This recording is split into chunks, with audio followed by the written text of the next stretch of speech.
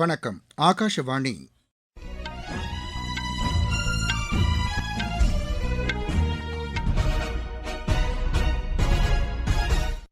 செய்திகள் வாசிப்பவர் ரெங்கநாதன். தலைப்புச் செய்திகள். பிரதமர் திரு நரேந்திர மோடி தலைமையிலான அரசின் கொள்கைகள் மூலம் நாட்டின் பொருளாதார வளர்ச்சி மேம்பட்டுள்ளதாக பாதுகாப்புத்துறை அமைச்சர் திரு ராஜ்நாத் சிங் கூறியுள்ளார். வேளாண் பாதுகாப்பு இயக்கத்தின் கீழ் 9,42,000 விவசாயிகள் பயனடைந்துள்ளதாக மத்திய அரசு தெரிவித்துள்ளது. மகளிருக்கு பொருளாதார சுதந்திரம் கிடைப்பதில் லக்பதி தீதி திட்டம் முக்கிய பங்கு வகிப்பதாக பாதுகாப்புத்துறை இணையமைச்சர் திரு சஞ்சய் சேத் கூறியுள்ளார். காங்கோ, உகாண்டா நாடுகளில் பயணம் மேற்கொண்ட வெளிநாட்டவர்கள் மொரீசியஸ் நாட்டுக்கு செல்ல தடை விதிக்கப்பட்டுள்ளது.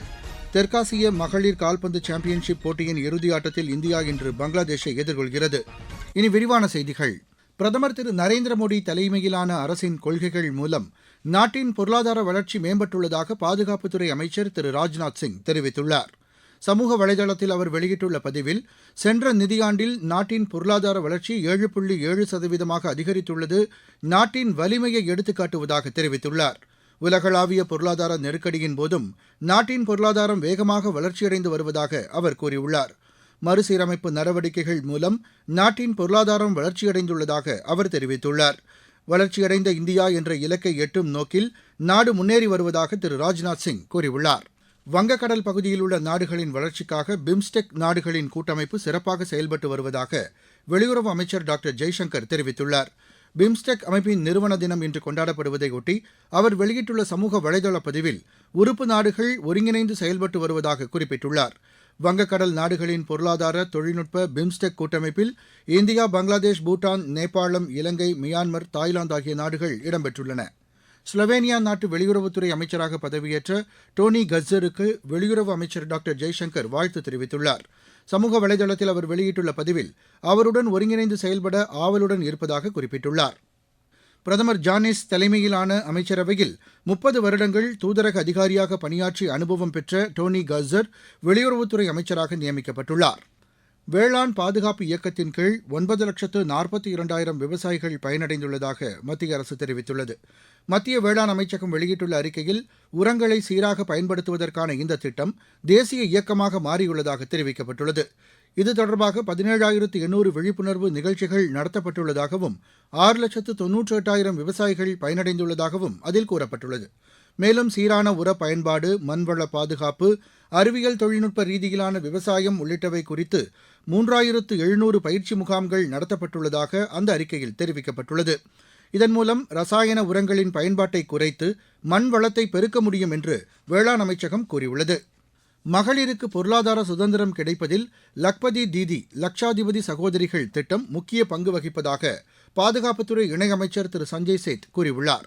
ஜார்க்கண்ட் மாநிலம் ராஞ்சியில் செய்தியாளர்களிடம் பேசிய அவர், அந்நகரத்தில் மட்டும் 92,000 மகளிர் இந்த திட்டத்தின் கீழ் பயனடைந்துள்ளதாக தெரிவித்துள்ளார். முன்னதாக நடைபெற்ற நிகழ்ச்சியில் பாதுகாப்பு அமைச்சகத்தின் பொதுத்துறை நிறுவனமான மிதானியின் சமூக பொறுப்புணர்வு திட்டத்தின் கீழ் மகளிருக்கு தையல் இயந்திரங்களை அமைச்சர் வழங்கினார். இந்திய அமெரிக்க ராணுவ அளவிலான பேச்சுவார்த்தை அமெரிக்காவின் ஹவாயில் நடைபெற்றது. இந்திய ராணுவத்தின் லெப்டினன்ட் ஜெனரல் ராஜீவ் காய், அமெரிக்காவின் லெப்டினன்ட் ஜெனரல் ஜோயல் தலைமையில் நடைபெற்ற இந்த பேச்சுவார்த்தையில் இருநாட்டு பாதுகாப்பு ஒத்துழைப்பு உள்ளிட்ட பல்வேறு விஷயங்கள் குறித்து விவாதிக்கப்பட்டது. தெலங்கானா தலைநகர் ஹைதராபாத்தில் போச்சம்பள்ளி கைத்தறி கண்காட்சியை மாநில அமைச்சர் திரு நாகேஸ்வர ராவ் தொடங்கி வைத்தார். நிகழ்ச்சியில் பேசிய அவர், கடந்த 2 ஆண்டுகளில் கைத்தறித்துறையை மேம்படுத்த 1,400 கோடி ரூபாய் மதிப்பிலான திட்டங்கள் செயல்படுத்தப்பட்டு வருவதாக தெரிவித்தார். கைத்தறி நெசவாளர்களின் மேம்பாட்டிற்காக அரசு உறுதிபூண்டிருப்பதாக திரு நாகேஸ்வர ராவ் கூறினார்.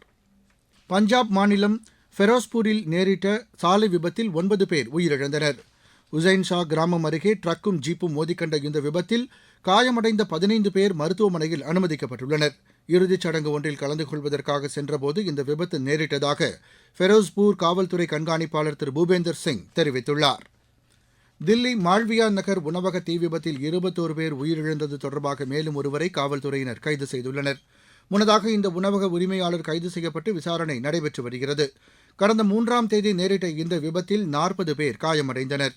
இந்த விபத்து தொடர்பாக தொடர்ந்து விசாரணை நடைபெற்று வருவதாக காவல்துறையினர் தெரிவித்தனர். நீங்கள் கேட்டுக்கொண்டிருப்பது ஆகாஷவாணியின் செய்தி அறிக்கை.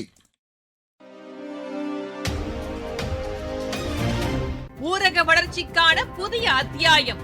வளர்ச்சியடைந்த இந்தியாவிற்கான ஊரக வேலைவாய்ப்பு உறுதி மற்றும் வாழ்வாதார சட்டம் ஜூலை மாதம் 1ஆம் தேதி முதல் செயல்பாட்டுக்கு வருகிறது.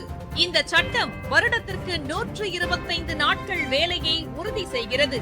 இதில் வாரந்தோறும் ஊதியம் வழங்கப்படுவது கட்டாயமாக்கப்பட்டுள்ளது. பணி முடிந்த 15 நாட்களுக்குள் ஊதியம் வழங்குவதை உறுதி செய்வதற்கான அம்சங்களும் இதில் இடம்பெற்றுள்ளன. ஊதியம் காலதாமதமாக வழங்கப்பட்டால் அதற்கான இழப்பீட்டுத் தொகைக்கும் இதில் வகை செய்யப்பட்டுள்ளது. வளர்ச்சியடைந்த இந்தியாவிற்கான பயணத்தில் மோடி அரசு தொடரும் சீர்திருத்த நடவடிக்கைகள். காங்கோ, உகாண்டா நாடுகளில் பயணம் மேற்கொண்ட வெளிநாட்டவர்கள் மொரீஷியஸ் நாட்டுக்கு செல்ல தடை விதிக்கப்பட்டுள்ளது. அந்நாடுகளில் எபோலா வைரஸ் தொற்று பரவி வருவதை அடுத்து இந்த அறிவிப்பை மொரீஷியஸ் வெளியிட்டுள்ளது. இந்த ஆப்பிரிக்க நாடுகளில் பயணம் மேற்கொண்ட மொரீஷியஸ் நாட்டைச் சேர்ந்தவர்கள் 21 நாட்கள் தனிமைப்படுத்தப்பட்டு மருத்துவ சோதனை மேற்கொண்ட பின்னரே அனுமதிக்கப்படுவதாக அதில் கூறப்பட்டுள்ளது. இந்த வைரஸ் பரவி வருவதை அடுத்து அடுத்த மாதம் நடைபெற இருந்த அமெரிக்க ஆப்பிரிக்க வர்த்தக உச்சிமாநாடு ஒத்திவைக்கப்பட்டுள்ளதாகவும் மொரீஷியஸ் தெரிவித்துள்ளது. அமெரிக்காவின் சீட்டில்லில் இந்திய மாங்கனி திருவிழா நடைபெற்றது. இந்தியாவைச் சேர்ந்த நூற்றுக்கணக்கான இறக்குமதியாளர்கள் இந்த விழாவில் கலந்து கொண்டுள்ளனர். மகாராஷ்டிராவைச் சேர்ந்த அல்போன்சா கேசர், ஆந்திராவைச் சேர்ந்த பங்கனப்பள்ளி, ஹிமாயத், உத்தரப்பிரதேசத்தைச் சேர்ந்த லாங்ரா, குஜராத்தைச் சேர்ந்த ராஜாபுரி ரக மாங்கனிகள் இந்த திருவிழாவில் காட்சிக்கு வைக்கப்பட்டுள்ளன. அமெரிக்காவில் இந்தியாவின் கேசர் ரக மாங்கனிகள் அதிக அளவில் விற்பனையாவதாக அந்நாட்டைச் சேர்ந்த வணிகர்கள் தெரிவித்துள்ளனர். பிரதமரின் விபத்து காப்பீட்டுத் திட்டத்தின் கீழ் 2 லட்சம் ரூபாய் வரை காப்பீட்டுத் தொகை பெறலாம் என்று அறிவிக்கப்பட்டுள்ளது. தமிழகத்தின் வேலூர் மாவட்டத்தில் இந்த திட்டத்தில் இணைந்த பயனாளி ஒருவர் மத்திய அரசுக்கு நன்றி தெரிவிப்பதாக எமது செய்தியாளரிடம் தெரிவித்தார். என் பெயர் பிரியா. நான் வேலூர்ல இருக்கிறேன். இந்த ஸ்கீம் பிரதான் மந்திரி சுரக்ஷா பீமா யோஜனா. வெறும் கம்மியான அமௌண்ட் தான். இயர்லி ஒன்ஸ் 20 rupees தான். ஆக்சிடென்ட் அடிபட்டு ஏதாச்சும் ஆயிட்டாங்க 2 lakhs கவரேஜ் ஆகும். அப்படி இல்லைன்னா ஒரு ஊனமுற்று இருந்தாங்கன்னா 1 lakh வரைக்கும் கவரேஜ் பெறலாம். இந்த ஏஜ் லிமிட் 18 70 வயசு வரைக்கும் போடலாம். இந்த ஸ்கீம் கொண்டு வந்த மத்திய அரசுக்கு நன்றி தெரிவித்துக் கொள்கிறேன். கேரளாவில் தென்மேற்கு பருவமழை தீவிரமடைந்துள்ளது. இதன் காரணமாக அடுத்த 7 நாட்களுக்கு மாநிலத்தின் பல்வேறு பகுதிகளில் கனமழை பெய்யக்கூடும் என்று வானிலை ஆய்வு மையம் தெரிவித்துள்ளது. காசர்கோடு, கண்ணூர், கோழிக்கோடு, வயநாடு, மலப்புரம் மாவட்டங்களில் கனமழை பெய்து வருவதாக கூறப்பட்டுள்ளது. பாலக்காடு, திருச்சூர், இடுக்கி, எர்ணாகுளம், கோட்டயம் உள்ளிட்ட மாவட்டங்களில் அடுத்த 24 மணி நேரத்திற்கு கனமழை பெய்யக்கூடும் என்று அந்த மையம் தெரிவித்துள்ளது. திருப்பூர் மாவட்டம் பெரியபாளையத்தைச் சேர்ந்த மாணவர் ஆகர்ஷன் ஒடிசாவில் நடைபெற்ற தேசிய கிக் பாக்ஸிங் போட்டியில் வெள்ளிப் பதக்கம் வென்றுள்ளார். எமது செய்தியாளரிடம் பேசிய அவர் பல்வேறு போட்டிகளில் பங்கேற்கும் வகையில் அரசு மேலும் உதவிகளை அளிக்க வேண்டும் என்று கேட்டுக் கொண்டுள்ளார். என் பேர் அகர்ஷன். நான் கடந்த 5 வருஷம் கிக் பாக்ஸிங் ப்ராக்டிஸ் பண்ணிட்டு இருக்கேன். 4வது முறையாக தேசிய அளவில் நடந்த junior kick boxing championship Khordha ஒடிசாவில் நடந்தது. கிட்டத்தட்ட 800 பேர் 28 மாநிலம் கலந்துக்கிட்டாங்க. அதுல தமிழ்நாட்டுல நான் கலந்துக்கிட்டேன். அதுல வெள்ளி பதக்கம் வென்றிருக்கேன். அது இல்லாம தமிழ்நாடு ஓவராலா 3வது இடம் பிடிச்சிருக்கு.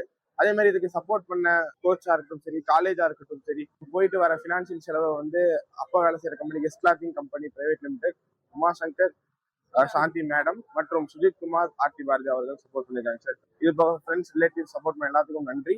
மென்மேலும் ஸ்போர்ட்ஸ் கண்டினியூ பண்ண கவர்மெண்ட் கொஞ்சம் சப்போர்ட் கிடைச்சா இன்னும் நல்லா இருக்கும். ஐகேஷ் இன்ஸ்டிடியூட் கொடுத்துட்டு இருந்தாங்க. கொஞ்சம் ஏதோ தற்காலிகமாக பிளாக் பண்ணியிருக்காங்க. கொடுத்தா இன்னும் பசங்களுக்கு யூஸ்ஃபுல்லா இருக்கும். அடுத்து இன்டர்நேஷனல்ஸ்ல கலந்துக்கிட்டு இந்தியாக்காக மெடல் பண்ணலான்னு இருக்கேன். தெற்காசிய மகளிர் கால்பந்து சாம்பியன்ஷிப் போட்டியின் இறுதியாட்டத்தில் இந்தியா இன்று பங்களாதேஷை எதிர்கொள்கிறது. இந்த போட்டி கோவாவின் மார்கோவில் இன்று மாலை 6:30 மணிக்கு தொடங்குகிறது. ஆப்கானிஸ்தானுக்கு எதிரான முதலாவது டெஸ்ட் கிரிக்கெட் போட்டியில் முதலில் பேட் செய்து வரும் இந்தியா சற்று முன் வரை ஒரு விக்கெட் இழப்பிற்கு 117 ரன் எடுத்துள்ளது. சண்டிகரின் முல்லான்பூரில் நடைபெற்று வரும் இப்போட்டியில் டாஸ் வென்ற இந்தியா முதலில் பேட் செய்ய தீர்மானித்தது. KL ராகுல் 50 ரன்னுடனும் சாய் சுதர்ஷன் 40 ரன்னுடனும் களத்தில் உள்ளனர். மீண்டும் தலைப்புச் செய்திகள். பிரதமர் திரு நரேந்திர மோடி தலைமையிலான அரசின் கொள்கைகள் மூலம் நாட்டின் பொருளாதார வளர்ச்சி மேம்பட்டுள்ளதாக பாதுகாப்புத்துறை அமைச்சர் திரு ராஜ்நாத் சிங் கூறியுள்ளார். வேளாண் பாதுகாப்பு இயக்கத்தின் கீழ் 9,42,000 விவசாயிகள் பயனடைந்துள்ளதாக மத்திய அரசு தெரிவித்துள்ளது.